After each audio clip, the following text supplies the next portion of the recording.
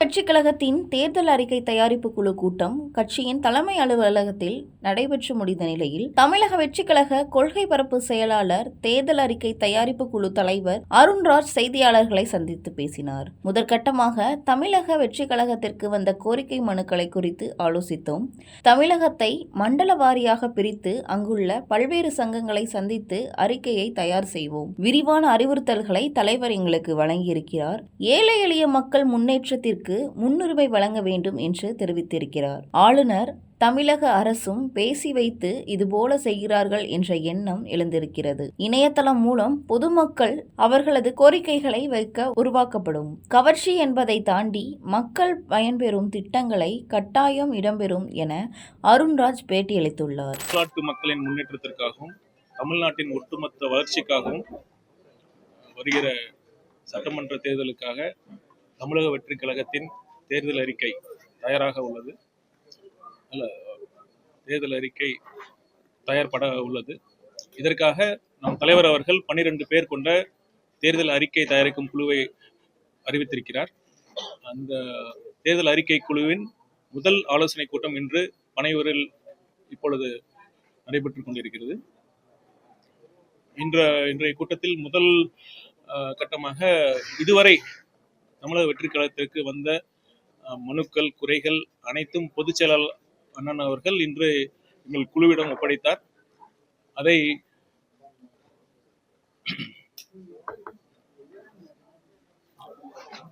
குழுவினர் நாங்கள் அதை தீர படித்து அதற்கான தீர்வுகளை நாங்கள் அறியவிருக்கிறோம். அதன் பிறகு அடுத்த கட்டமாக தமிழகத்தை மண்டலம் வாரியாக பிரித்து இந்த குழு ஒவ்வொரு மண்டலத்திற்கும் சென்று மக்களை சந்தித்து அங்கு உள்ள சங்கங்களை சந்தித்து அவர்களின் குறைகளை கேட்டு அவர்கள் எந்த மாதிரி எதிர்பார்ப்புகள் மக்களிடம் இருக்கிறதோ அதை கேட்டறிந்து அதையும் கருத்தில் கொண்டு இந்த தேர்தல் அறிக்கை தயார்பட உள்ளது.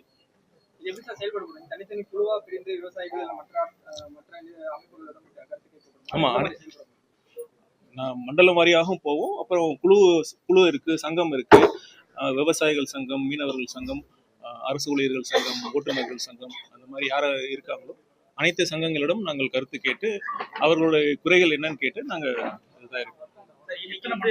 தமிழ்நாட்டுல முக்கியமா தலைநகர்ல பல்வேறு துறை சார்ந்தவங்க போராடுறாங்க. இடைநிலை ஆசிரியர்கள், பகுதி நேர ஆசிரியர்கள், தூய்மை பணியாளர்கள் போராடுறாங்க. இன்னும் அவருடைய கோரிக்கை முழுமையா இன்னும் கொண்டு போய் அவங்களுக்கு சேர்க்கப்படல. இன்னும் அவங்களுக்கு எங்கேயோ சில குறைகள் இருக்குது, போராட்டத்தை தொடர்ந்துட்டே இருக்காங்க. அவங்களுக்கெல்லாம் நீங்க குறைகள் கேட்கறதுக்கான வாய்ப்புகள் கண்டிப்பா அனைத்து தரப்பட்ட மக்களிடமும் நாங்கள் கேட்போம். அவங்களோட குறைகளை கேட்போம், அவங்களோட எதிர்பார்ப்புகளை நாங்கள் கேட்போம். கேட்டு பரிசீலித்து எங்கள் தேர்தல் அறிக்கை தயார் செய்வோம். ஒரு விஷயம் முன்னதாக நான் சொல்லிக்கொள்ள விரும்புகிறேன். தலைவர் அவர்கள் எங்களுக்கு ஒரு பிராடான ஒரு விஷன் சொல்லியிருக்காரு. மதசார்பற்ற சமூக நீதி தான் அடிப்படையாக கொண்டுதான் இந்த தேர்தல் அறிக்கை தயார்பட உள்ளது.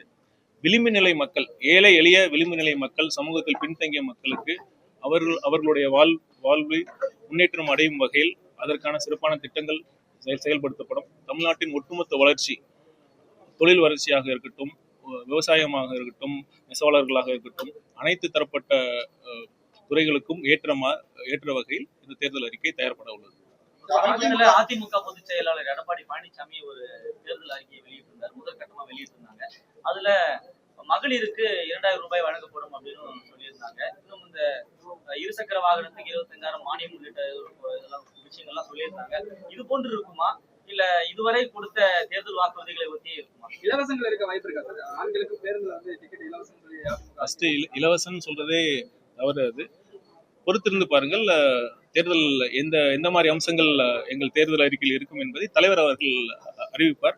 நான் ஒண்ணு தான் சொல்றேன். இத்தனை தேர்தல் அறிக்கை சொல்றாங்களே, எந்த கட்சியாவது ஊழல் இருக்காது, எங்க மந்திரி சபையில இருக்கிற மந்திரிகள் லஞ்சம் வாங்க மாட்டாங்க, இருக்கிற கான்ட்ராக்ட்ஸ்ல கமிஷன் இல்லாம நடைபெறும் அப்படின்னு தேர்தல் அறிக்கை யாராச்சும் சொல்லியிருக்காங்களா? அது சொல்லல. ஊழலற்ற நிர்வாகம் எந்த கட்சியும் இதுவரை அவங்க வாக்குறுதியா கொடுக்கறதுக்கு தகுதியே இல்லாம தான் இருக்கு. பாருங்க, இந்த அம்சத்தையும் நீங்க நோட் பண்ணணும். எவ்வளவு காலக்கெடு சார், எதுக்குள்ள தயாரிச்சு முடிக்க போறோம், எவ்வளவு காலக்கெடு, எப்போ விஜய் வெளியிட? உரிய நேரத்துல வெளியிடப்படும். தேர்தலுக்கு முன்னாடி கண்டிப்பாக வெளியிடப்படும். தேர்தலுக்கு முன்னாடி கரெக்டான சமயத்துல வெளியிடப்படும். இன்னைக்கு ஆளுநர் மூன்றாவது ஆண்டா வெளியிட தேசிய கீதம் பாடணும் அப்படின்ற ஒரு கருத்து வச்சு இது தாவேக்காவோட நிலைப்பாடு என்ன சார்? ஆளுநரோட செயல்பாடு எப்படி பாக்குறீங்க சார்? ஆளுநருடைய பணியை செய்யணும். ஆனா இது பாத்தீங்கன்னா தொடர்ந்து 3வது ஆண்டாக இதே மாதிரி நடைபெறுது. என்ன சந்தேகம் வருதுன்னா, இது வந்து 2 பேரும் பேசி வச்சுட்டு இதே மாதிரி பண்றாங்களா? இதை வந்து திமுக மக்கள் இப்ப வந்து பல்வேறு பிரச்சனைகள் சந்திச்சுட்டு இருக்காங்க. நீ ஏற்கனவே குறிப்பிட்டது மாதிரி பல்வேறு சம்பந்தப்பட்ட துறையினர், சங்கத்தினர் போராடி இருக்கிறார்கள். இதெல்லாம் திசை திருப்பும் விதமாக இது திட்டமிட்டு 2 பேரும் வந்து சேர்ந்து இது நடைபெறுகிறதா என்ற சந்தேகம் வந்து கண்டிப்பா இல்லாமல் இல்லை. இது தொடர்ந்து இது 3வது ஆண்டு இதே மாதிரி நடைபெறுது.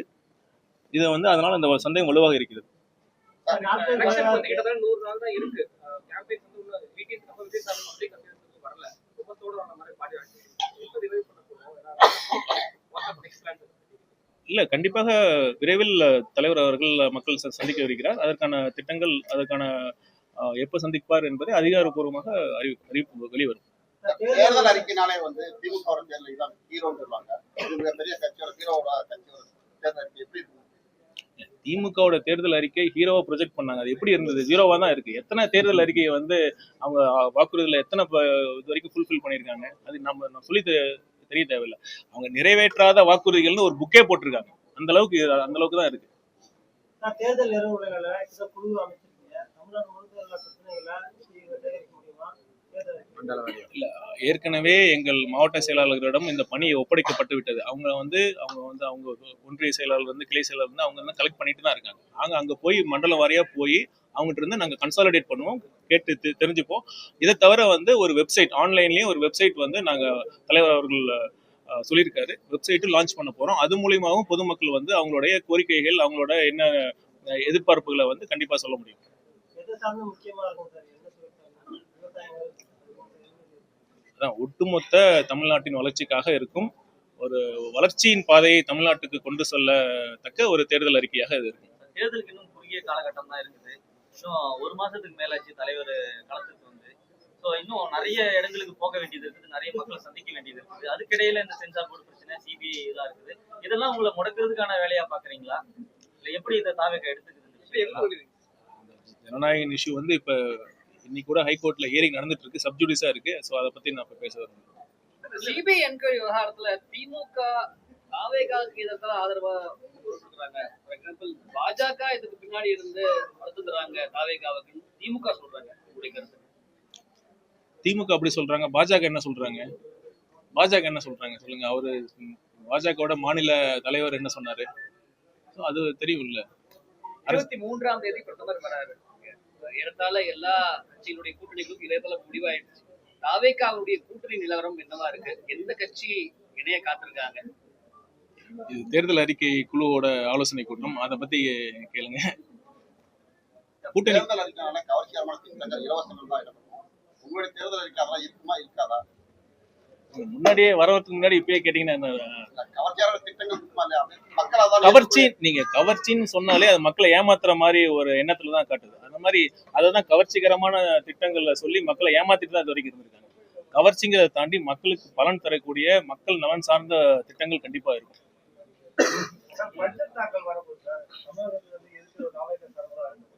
இதுங்க 4.5 இப்ப முடிய போகுது, ஆட்சியே முடிய போகுது. இப்ப போன வருஷம் பட்ஜெட் நீங்க பாருங்க, எவ்வளோ ப்ராமிசஸ் பண்ணாங்க. நீங்க தயவு செய்து போன வருஷத்தோடைய தமிழ்நாடோட நிதிநிலைக்கு அறிக்கையில என்னென்ன அவங்க திமுக அரசு வந்து ப்ராமிஸ் பண்ணாங்க, அதுல எத்தனை பண்ணிருக்காங்கன்னு ஃபர்ஸ்ட் சொல்லட்டும். அதுக்கப்புறம் புதுசா வந்து இல்ல, ஒரே ஒரு கோரிக்கை தான், சீக்கிரம் மத்திய அரசுக்கு வந்து பாத்தீங்கன்னா ஏற்கனவே வந்து அவங்க அறிவிச்சது அதை வந்து இம்ப்ளிமெண்ட் பண்ணலாம். மக்கள் நலன் சார்ந்த திட்டங்களை அவங்க சொல்லணும். நாங்க விரிவாக அதை பத்தி நாங்க வந்து எங்களோட கோரிக்கைகள் நாங்க சொல்லுவோம். தாவேகா தலைவர் ஆட்சியில் பங்கு அப்படிங்கறது அறிவிச்சிருந்தாரு இல்லையா? அந்த நிலைப்பாடு இன்னும் உறுதியா தான் இருக்காங்க. இதுங்க ஆட்சியில் பங்கு அது தலைவர் முதல் மாநாட்டுல என்ன சொன்னாரு? அவர் சொல்றதான் செய்யறதான் சொல்லுவார்.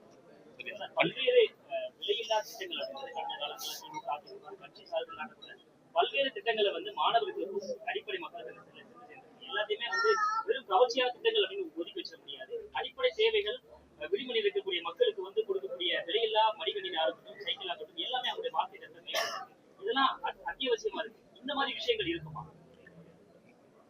கண்டிப்பாக அதுக்காக நான் என்ன சொல்றேன்னா, நீங்க பொறுத்திருந்து பாருங்க. கண்டிப்பா வந்து சமூக நீதியை காக்கின்ற ஒரு தேர்தல் அறிக்கையா இருக்கும் அது. சரி, நன்றி. தேங்க்யூ.